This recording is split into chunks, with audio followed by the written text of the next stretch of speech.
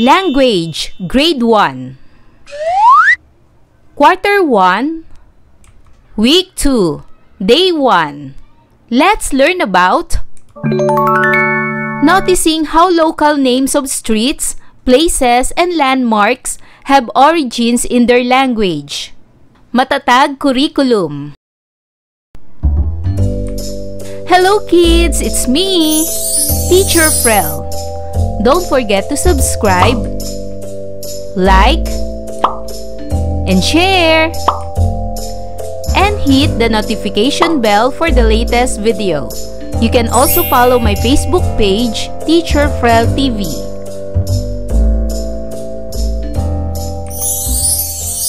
For today's lesson in Language 1, we will discuss about noticing how local names of streets, places, and landmarks have origins in their language. Day 1. At the end of the lesson, the learners will be able to notice how local names of streets, places, and landmarks have origins in their language. Describe the identified characters, setting, and events from a text listened to. And make connections between one's experience and ideas or events. Magandang araw mga bata! Noong nakaraang linggo ay marami tayong aral na natutuhan na iba't ibang aralin. Sa araw na ito ay pag-aaralan natin ang pinagmulan ng mga pangalan ng ilang kalye o lugar sa ating pook. Alam nyo ba na ang bawat pangalan ng kalye at lugar ay may pinagmulan? Alam mo na rin ba ang pinagmulan ng pangalan ng inyong kalye at lugar? Karaniwan ay may pinagmulan o kasaysayan ng pangalan ng isang kalye o lugar.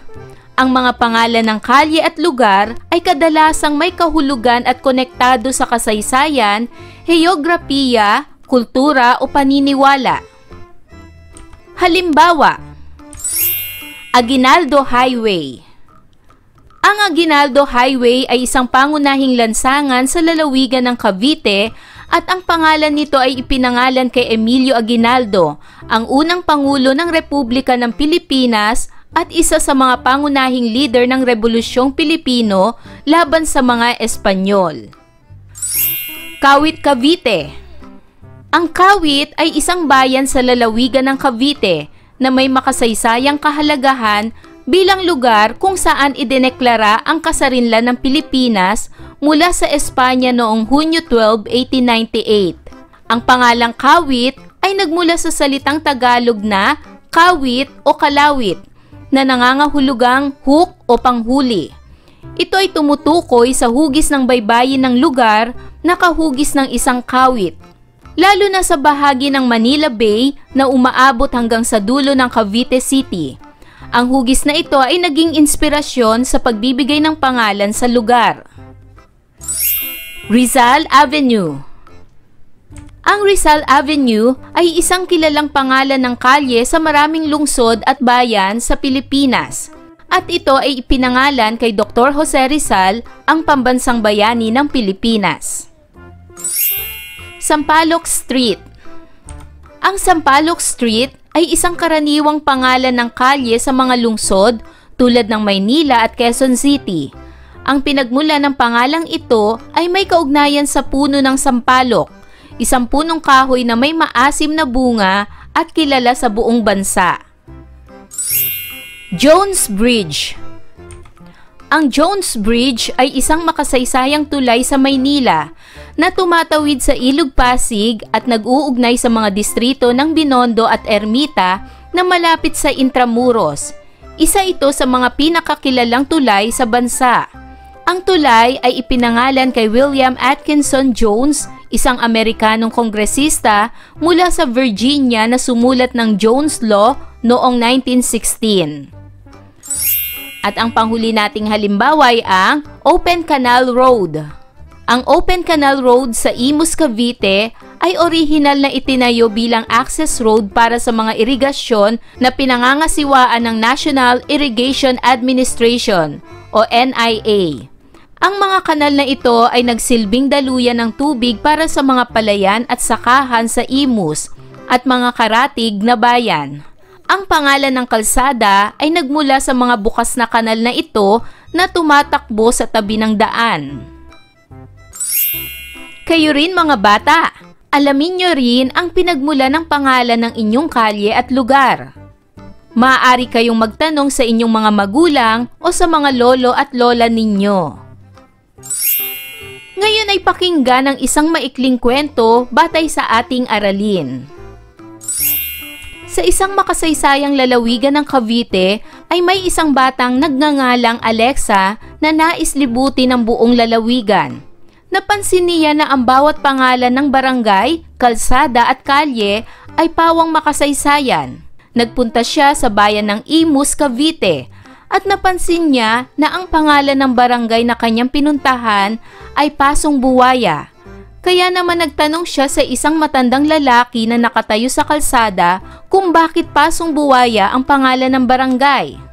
Ayon sa matanda, ito daw ay makasaysayang kanal ng irigasyon, ngunit may mga ulat na may mga buwaya daw na madalas makita sa lugar na yon, kaya ito tinawag na Pasong Buwaya.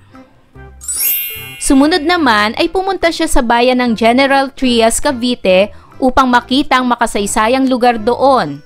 Gusto niyang malaman kung bakit General Trias ang pangalan ng lugar. Nagtanong siya sa isang residente doon na si Aling Cora kung bakit General Trias ang pangalan ng kanilang bayan. Nalaman niya na ang General Trias, Cavite ay ipinangalan sa isang kilalang bayani ng Pilipinas na si General Mariano Trias, isa sa mga prominenteng leader ng himagsikang Pilipino laban sa mga Kastila.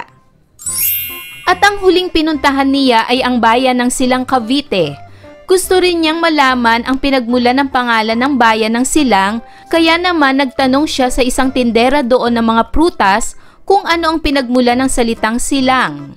Nalaman niya na ang pangalang silang ay nagmula sa salitang Tagalog na silangan, na ibig sabihin ay sikat ng araw o silangan, dahil ito ay tumutukoy sa lokasyon ng bayan sa silangang bahagi ng Cavite. Masayang-masaya si Alexa dahil marami siyang nalaman at natutuhan tungkol sa kasaysayan ng pangalan ng bawat lugar sa Cavite. Ang bawat lugar at kalye pala ay may kwento at pinagmulan.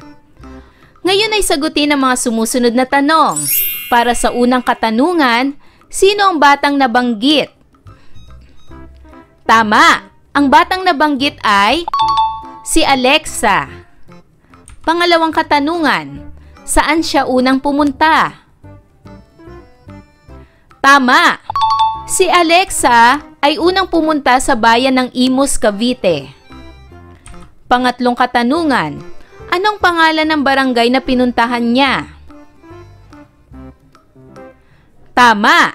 Ang pangalan ng barangay na kanyang pinuntahan ay Pasong Buwaya. Pang-apat, ano ang nalaman niya mula sa pinagmula ng pangalan ng barangay? Tama! Nalaman niya na ang lugar ay makasaysayang lugar ng irigasyon na madalas makitaan ng buwaya. Panglimang tanong, ano ang pangalan ng pangalawang bayan na pinuntahan ni Alexa?